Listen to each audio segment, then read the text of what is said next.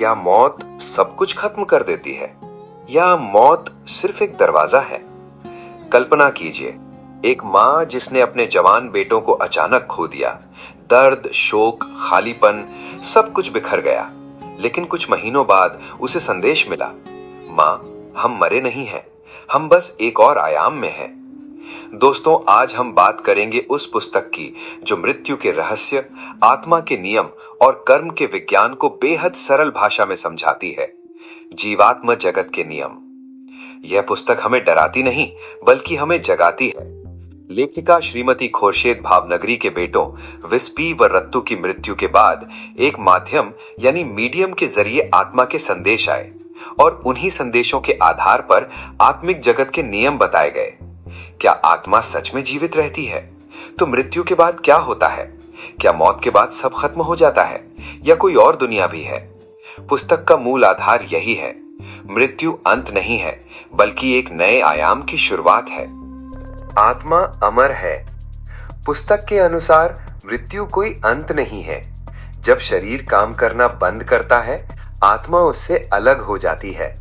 शुरुआत में आत्मा को एहसास भी नहीं होता कि वो मर चुकी है। वो अपने शरीर को देख सकती है, अपने परिवार को रोते हुए देख सकती है, लेकिन वो छू नहीं सकती। फिर क्या होता है? कुछ उच्च विकसित आत्माएं, जिन्हें हम स्पिरिट गाइड्स कह सकते हैं, उसे लेने आती हैं। वो एक प्रकाशमयी सुरंग या ऊर्जा मार्ग से गुजरती है और पहुंचती है एक ऐसे लोक में जहां शरीर नहीं लेकिन चेतना पूरी तरह जीवित है। वहां न भूख है, न प्यास, न बीमारी, न बुढ़ापा। वहां केवल ऊर्जा है और चेतना। मुख्य बिंदु: आत्मा अमर है, शरीर नश्वर है। मृत्यु केवल शरीर का त्याग है। आत्मा ऊर्जा का रूप है, ऊर्जा कभी नष्ट नहीं होती। पुस्तक के अनुसार शरीर से अलगाव। मृत्यु के क्षण में आत्मा शरीर से बाहर निकलती है। शुरुआत में उसे भ्रम होता है कि वो अभी भी जीवित है। वो अपने शरीर और परिजनों को देख सकती है, लेकिन वो छू नहीं सकती। फिर क्या होता है? कुछ उच्च विकसित आत्माएं, जिन्हें हम स्पिरिट गाइड कह सकते हैं, उसे लेने आती हैं। वो एक विशेष स्तर पर ले जाया जाता है। चेतना बनी रहती है।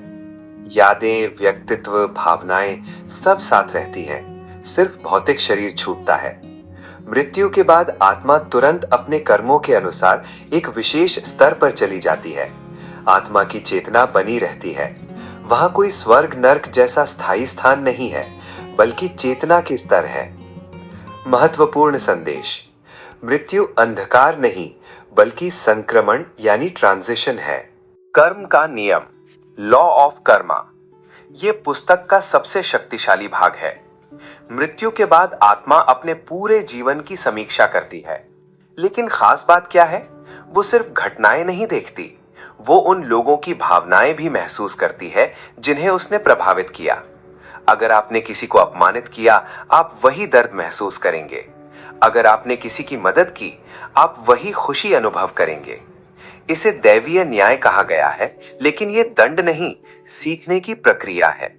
हर विचार, हर शब्द, हर कर्म का परिणाम निश्चित है। कर्मों का हिसाब बिल्कुल सटीक होता है। कोई भी व्यक्ति दैवीय न्याय से बच नहीं सकता।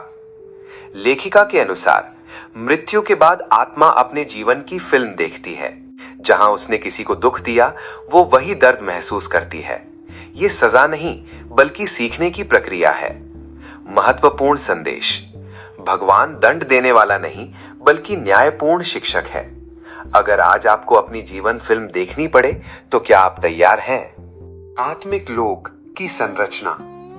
पुस्तक के अनुसार आत्मिक जगत कई स्तरों में विभाजित है। निम्न स्तर, जहां वे आत्माएं जाती हैं जिनमें लालच, घृणा, हिंसा अधिक थी। आत्मा भ्रम और पछतावे में रहती है। वहां अंधकार है, भारीपन होता है। ये स्थायी नर्क नहीं है, ये आत्मचिंतन और सुधार का क्षेत्र है। मध्य स्तर, अधिकांश आत्माएं यहां जाती हैं। ये एक स्कूल जैसा स्थान है, जहां आत्मा सीखती है, समझती है और अगले जन्म या उच्च स्तर की तैयारी करती है। उच्च स्तर, अत्यंत विकसित आत्माएं। यहां केवल प्रेम है, सेवा है, शांति है, निस्वार्थता से भरी चेतना है।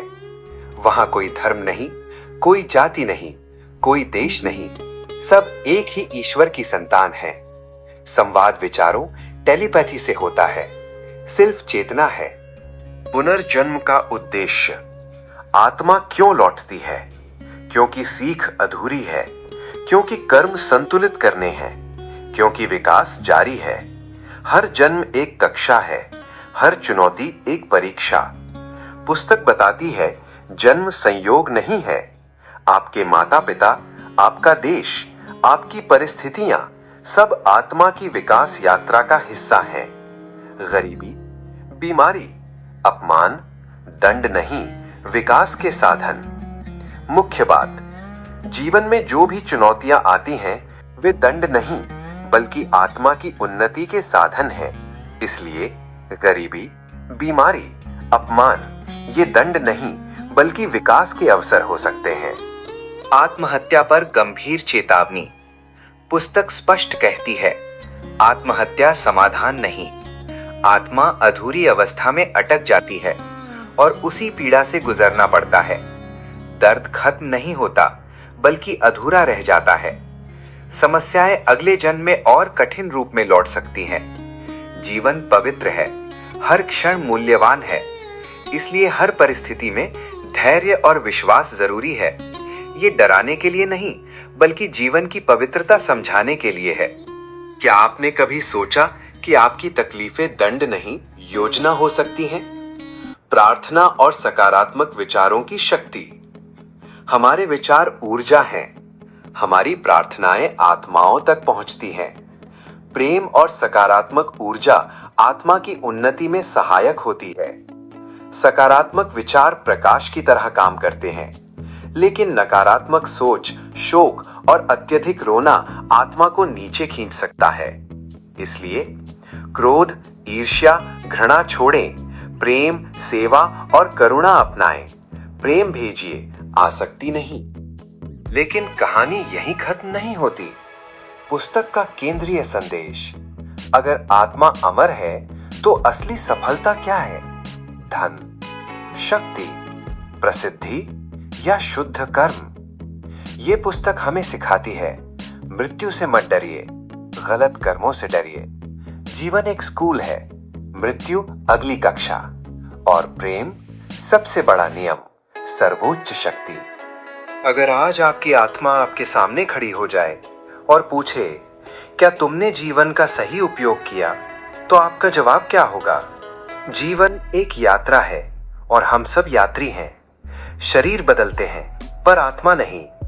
कर्म बदलते हैं पर उनका प्रभाव नहीं। इसलिए आज से सजग होकर जीना शुरू कीजिए, क्योंकि शायद किसी और लोक में आपकी आत्मा आपको देख रही है। ये थी भक्ति आत्मा सागर की एक विनम्र प्रस्तुति, जहां हम आध्यात्मिक ज्ञान को सरल शब्दों में आपके सामने रखते हैं। अगर ये संदेश आपके हृदय को छू गया हो तो इसे आगे बढ़ाइए, प्रेम बांटिए, जागरूकता फैलाइए और अपने भीतर की चेतना को जगाइए। इस गंभीर और अत्यंत महत्वपूर्ण विषय पर प्रकाश डालने के लिए हम हृदय से आभार व्यक्त करते हैं पुस्तक की लेखिका खुर्शीद भावनगरी जी का, जिन्होंने the laws of the spirit world के माध्यम से मृत्यु, आत्मा और कर्म जैसे गहन विषयों को सरल और संवेदनशील भाषा में प्रस्तुत किया। साथ ही हम प्रकाशक जाइको बुक्स का भी धन्यवाद करते हैं, जिन्होंने हमें इस महत्वपूर्ण कृति की समीक्षा और चर्चा करने का अवसर प्रदान किया। ये विषय केवल दार्शनिक नहीं बल्कि जीवन को दिशा देने वाला है। दोस्तों, अगर ये वीडियो आपको जीवन को एक नए दृष्टिकोण से देखने के लिए प्रेरित करता है तो इसे सिर्फ एक वीडियो की तरह मत देखिए, इसे एक संकेत समझिए। अगर आपको लगता है कि आत्मा अमर है तो इस वीडियो को लाइक जरूर कीजिए। अगर आप ऐसे ही गहरे आध्यात्मिक विषयों पर वीडियो देखना चाहते हैं तो भक्ति आत्मा सागर चैनल को सब्सक्राइब कीजिए और सबसे महत्वपूर्ण, कमेंट में जरूर लिखें, अगर आज जीवन फिल्म दिखे तो क्या मैं तैयार हूं? आपका एक विचार किसी और की चेतना जगा सकता है।